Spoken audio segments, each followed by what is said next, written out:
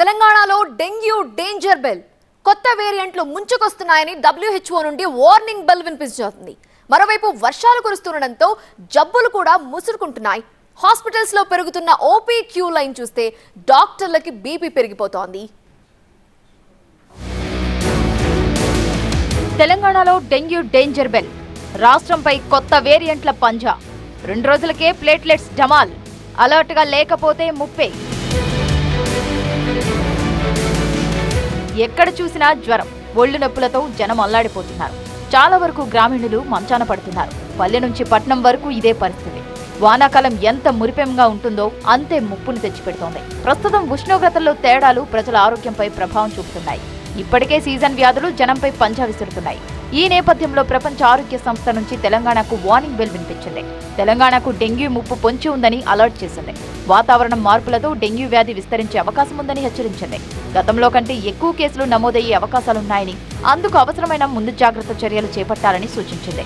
ఈ సీజన్లో తెలంగాణలో 4 ప్రధాన వేరియంట్లైన DENV1, DENV2, DENV3, DENV4 ప్రభావం ఎక్కువగా ఉన్నట్టు WHO వెల్లడించింది.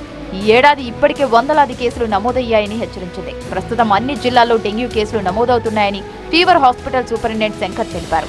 డెంగ్యూ సోకిన వారు ప్లేట్లెట్స్ పడిపోకుండా చూసుకోవాలని సూచించారు. డెంగ్యూలో 4 వెరైటీస్, డెంగ్యూలో 4 రకాలు ఉంటాయి. డెంగ్యూ1, డెంగ్యూ2, డెంగ్యూ3, డెంగ్యూ4 అని. ఇది కొత్తవి ఏం కాదు, చాలా పాతవి. ఒక్కొక్క సీజన్లో ఒక్కొక్క వెరైటీ వస్తుంది. ఒక్కొక్కసారి మనకు 3-4 ఇయర్స్ బ్యాక్ 2019-18లో డెంగ్యూ1 ఎక్కువ స్ప్రెడ్ అయింది. తర్వాత డెంగ్యూ2 కూడా స్ప్రెడ్ అవుతుంది. సో ఈ 3-4 వెరైటీస్లో ఒక్కొక్కసారి ఏ వెరైటీ వస్తుందో మనం అన్లెస్ మనం దాన్ని టెస్ట్ చేస్తే తప్ప తెలియదు. కానీ ఏదైనా అన్నీ కూడా సమానమే, ఏది ప్రమాదకరమైందని ఏం కాదు.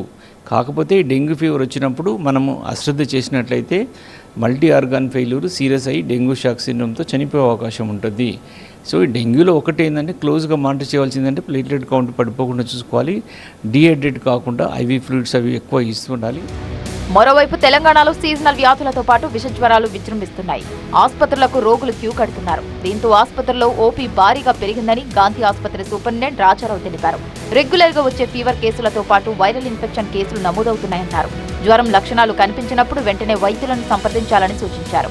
అన్ని ఆరోగ్య కేంద్రాల్లో డెంగ్యూ, మలేరియా టెస్ట్ కిట్లు, మెడిసిన్ అందుబాటులో ఉన్నాయన్నారు.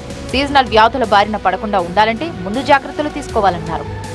వైరల్ డిసీజెస్ ఈ సీజన్లో జూన్, జూలై, ఆగస్ట్, సెప్టెంబర్ మాసాల్లో ఎక్కువ ఉండే అవకాశం ఉంటుంది. దీంతోపాటు ఈ వర్షాలకి ఈ మస్కిటో బ్రీడింగ్ ఎక్కువైపోయి మస్కిటో రిలేటెడ్ డిసీజెస్ ఏవైతే ఉంటాయో, మలేరియా కానివ్వండి, చికెన్ గునియా కానివ్వండి, డెంగ్యూ కానివ్వండి, ఇవి కూడా కొంచెం ఎక్కువగా ఉండే అవకాశం ఉంటుంది. వీటితో పాటు ఈ వరదలకి వాటర్ కంటామినేషన్ అయ్యే ఛాన్సెస్ ఉంటుంది. కాబట్టి water born diseases like typhoid కానివ్వండి, కలరా కానివ్వండి, లేకపోతే హెపటైటిస్కి సంబంధించిన డిసీజెస్ కానీ ఎక్కువ ఉండే అవకాశం ఉంటుంది. రికవరీ అనేది చాలా ఎక్కువగా ఉంటుంది, మంచిగా ఉంటుంది.